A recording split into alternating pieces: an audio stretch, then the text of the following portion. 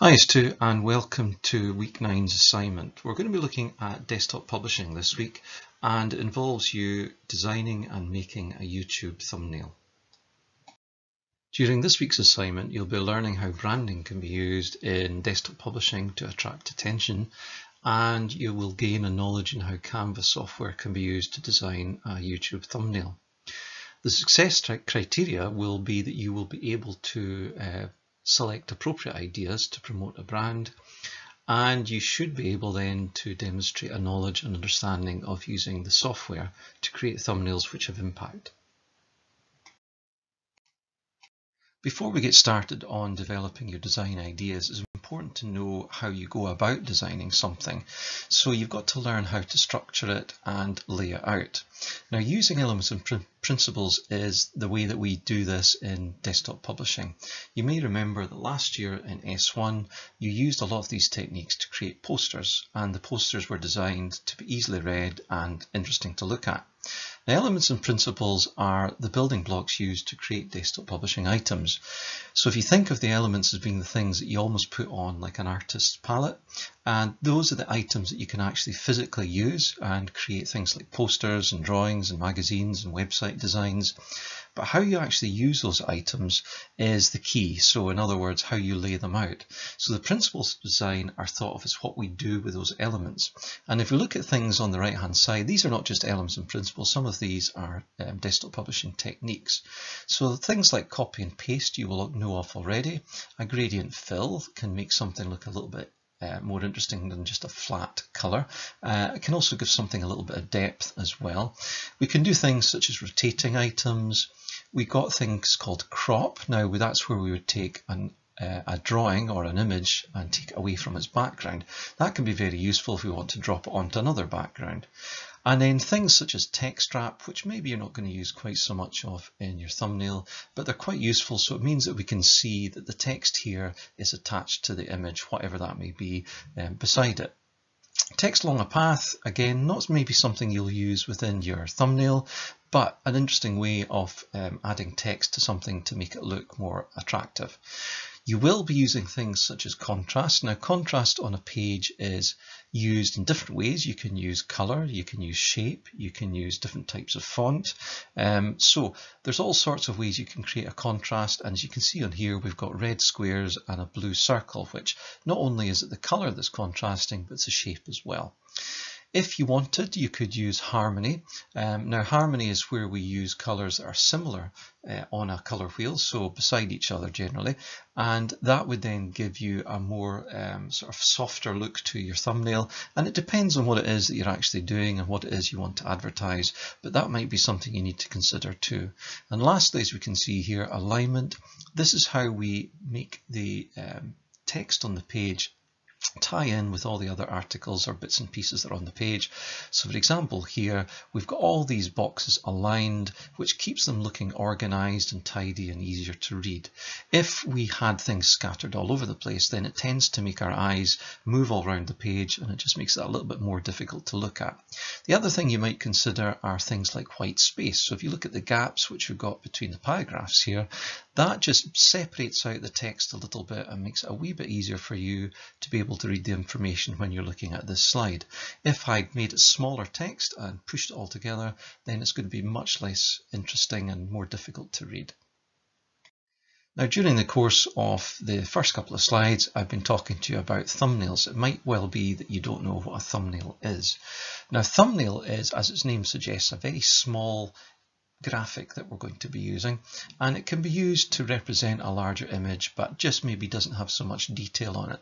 And the whole idea of a thumbnail is to get the ideas across in an easier and faster way so that we can look at things quite quickly and generate these ideas quickly as well. And it also gives the viewer, whoever's looking at it, in particular case of YouTube, an idea of maybe what the video is going to be about. So the reason that we need them is that videos in YouTube tend to be watched on the basis of what their thumbnail looks like. So the thumbnail gives us a little snapshot of what maybe the video is going to be about.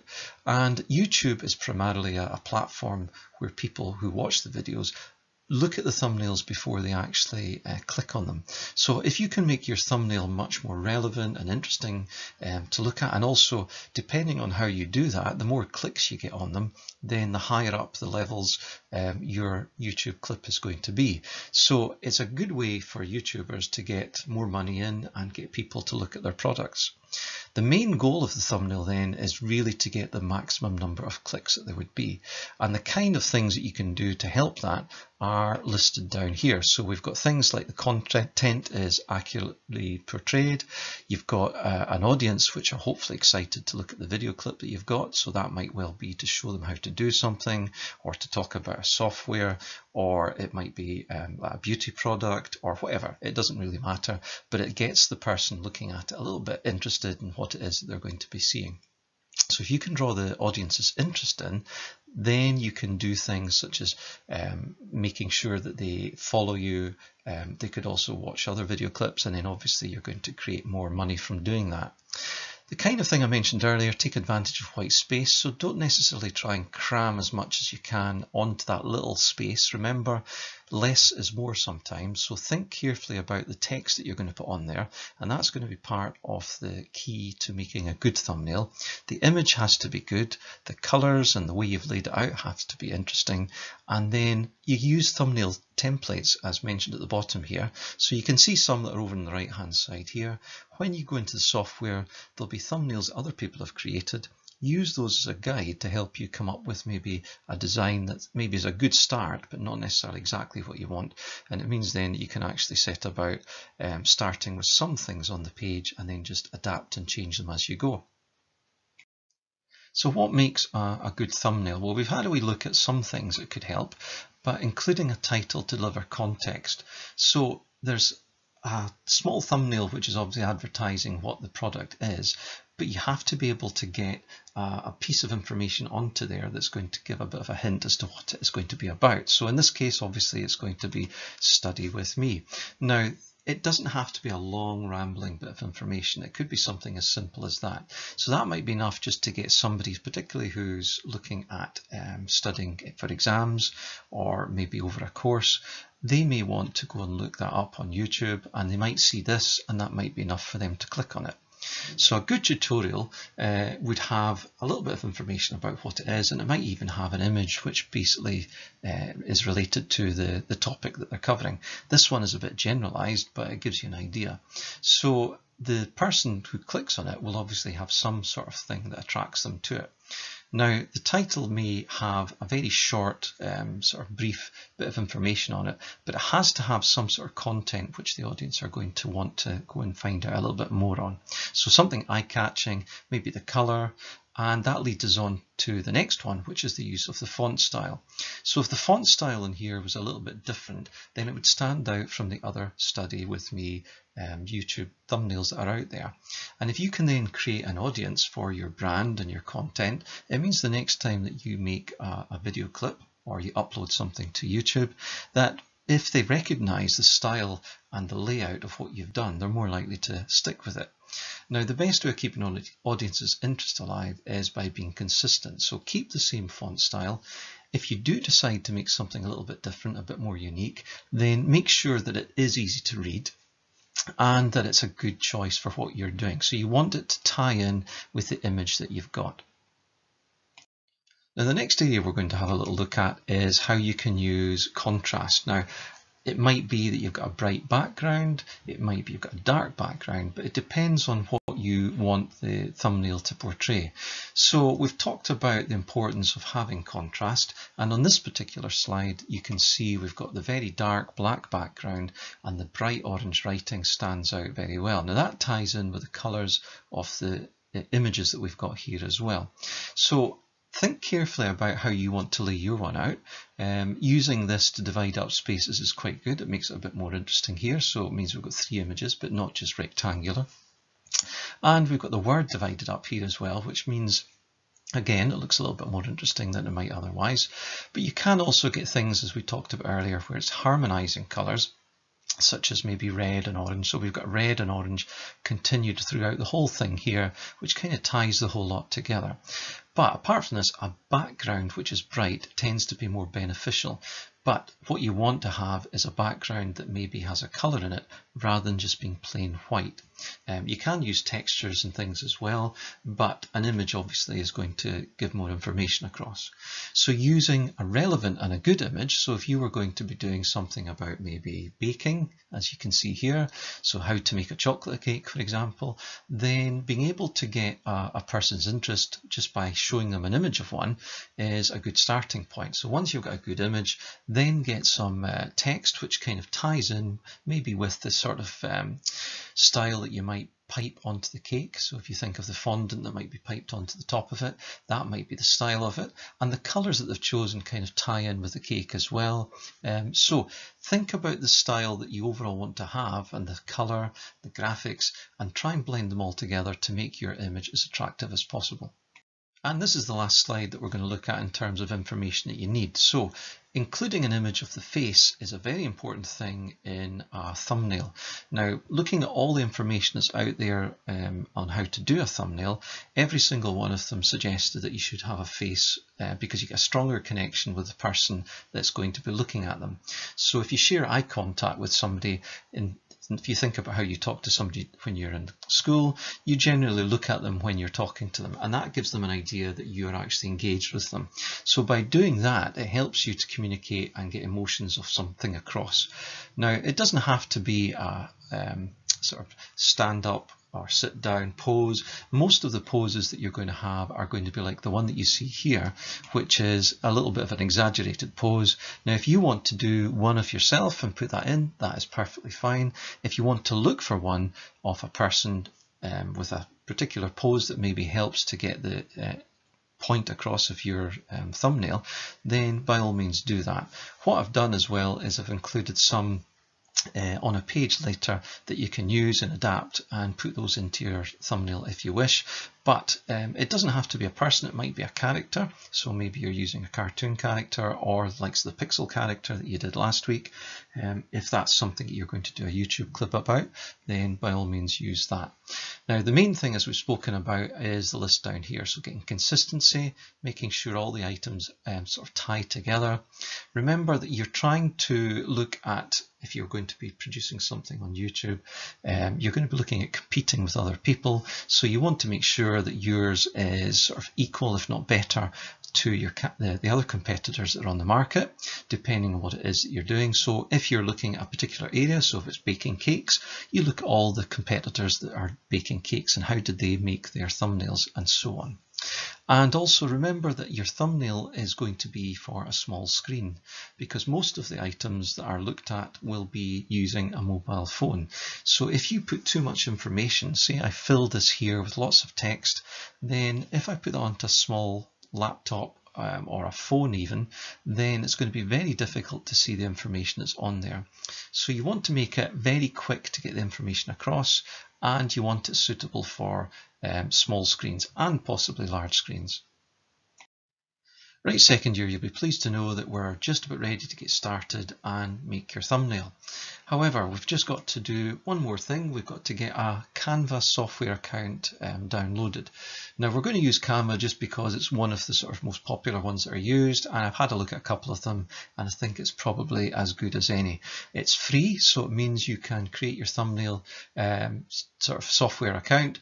Basically, by going on to this thumbnail here, you should be able to access the page that you see, and once you've got that done, that will then allow you to set up your account. Now, to create your account, you're going to use probably your school email address, but if you want to use your personal one, that's perfectly fine. You have the option of downloading the free one or the pro one. I would probably suggest the free one is good. If you want the pro one, it has a couple of extra facilities on it, which means you can cut the images that you have out from their background, which may well be useful. So other than that, really, to be honest, the free one is fine. But if you want to try out the pro one, then you get a 30-day free trial off that. Just remember to cancel it once you're finished that. Now, the other thing you're going to do, as we said, is gather images of yourself in different poses that you think would be appropriate for your YouTube channel, and think about the kind of poses that might help you build in text and other things that are going to be on your thumbnail in particular. So Once you've taken a sort of an array of those, then save them into your My Pictures folder so that they're available for you when you start doing your design. Now, it could be that you don't want to do that, you don't want to have yourself on it. That's fine. Maybe find ones of other people that you think would be good, and then download those. You can maybe select characters that you think might be appropriate as well. But remember, what you're trying to do is sell your channel, so you really want to probably have a person in there somewhere, but you may well want to have a character in the background, so that might be something else that you need to look for. Once you've got that done, then you're just about ready. Once you have your Canva software up and running, you should get something that looks a little bit like this, and you will then have the option of typing in this box here. So what you should type in here is YouTube thumbnail.